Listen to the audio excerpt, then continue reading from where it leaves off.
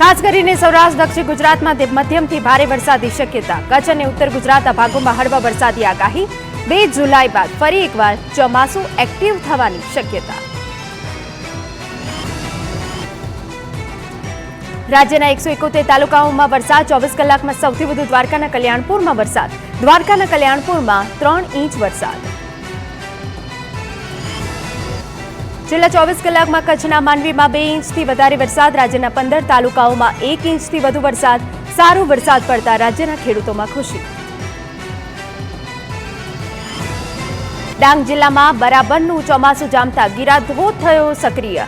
ગુજરાત મહારાષ્ટ્રની હદ વિસ્તારમાં આવેલો વાડિયાવરના ડુંગર પરથી ગિરાધોધનો વિડીયો વાયરલ. ધોધ સક્રિય થતા પ્રવાસીઓ માટે આકર્ષણનું કેન્દ્ર. ડાંગ જિલ્લામાં આગામી જુલાઈ મહિનામાં યોજાશે મોન્સૂન ફેસ્ટિવલ. સાપુતારા ખાતે યોજાનારા મોન્સૂન મહોત્સવમાં સહભાગી થવા સાંસદ ધવલ પટેલે અપીલ કરી. ડાંગના કુદરતી સૌંદર્ય અને આદિવાસી સંસ્કૃતિને જાણવા તેમજ ડાંગી ભોજનનો સ્વાદ માણવા પ્રવાસીઓને આમંત્રણ આપ્યું. વડોદરાના ડભોઈથી પસાર થતી ઢાઢર નદી બે કાંઠે વહેતી થઈ. ઉપરવાસમાં વરસાદ થતા ઢાઢર નદીમાં નવા નીરની આવક. કાંઠા વિસ્તારના ગામોમાં નદીના પાણી ફરી વળવાની ભીતિ. બનૈયા, રાજલી, અંગુઠણ, નારિયા, અંબાવ ગામને એલર્ટ કરાયા. ખેતરોમાં પણ પાણી ફરી વળવાની સંભાવનાને લઈને ખેડૂતો ચિંતિત.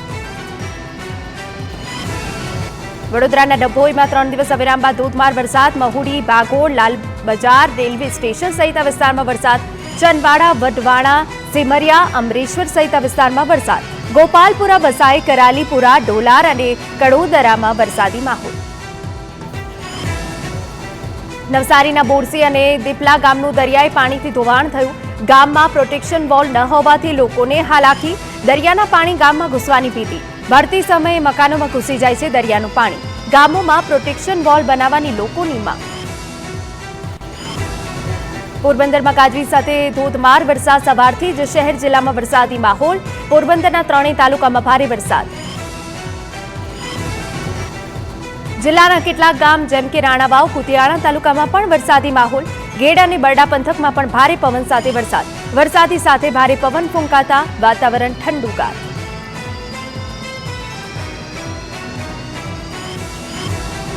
દેવભૂમિ દ્વારકામાં ગાજવીજ સાથે મુશળધાર વરસાદ. કલ્યાણપુરમાં ધોધમાર વરસાદ. ઓખા, બેટ દ્વારકા અને ગ્રામ્ય વિસ્તારમાં વરસાદ. દ્વારકામાં 2 ઇંચ જેટલો વરસાદ નોંધાયો. ભારે વરસાદના કારણે નીચાણવાળા વિસ્તારોમાં પાણી ભરાયા. દ્વારકા કલ્યાણપુરના સાની ડેમમાં નવા નીરની આવક.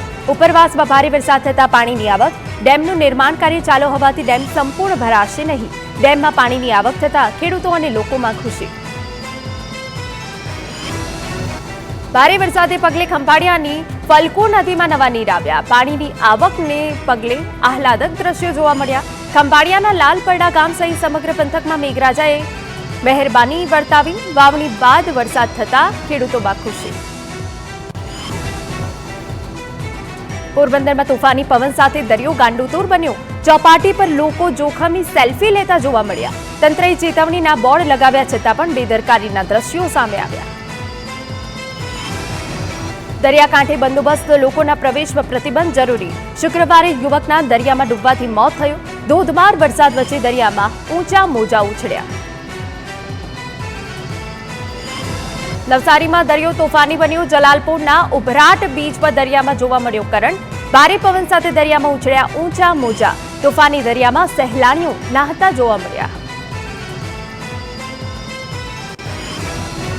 જામનગરના જામજોધપુરમાં સવારથી જ વરસાદી માહોલ જામ્યો. ગ્રામ્ય પંથકમાં ધીમી ધારનો વરસાદ. સત્તાપર સહિત ગામોમાં વરસાદ. વાવણી લાયક વરસાદ થતા જગતનો તાજ ખુશખુશાલ. સુરતમાં સતત 7મા વર્ષે ખાડીપુર આવતા આખરે તંત્ર જાગ્યું. ખાડીપુરને કેવી રીતે અટકાવી શકાય તેનો અભ્યાસ કરાશે. હાઈવેથી જ ખાડીપુરને ડાયવર્ટ કરવાથી સમસ્યાનો ઉકેલ મળી શકે.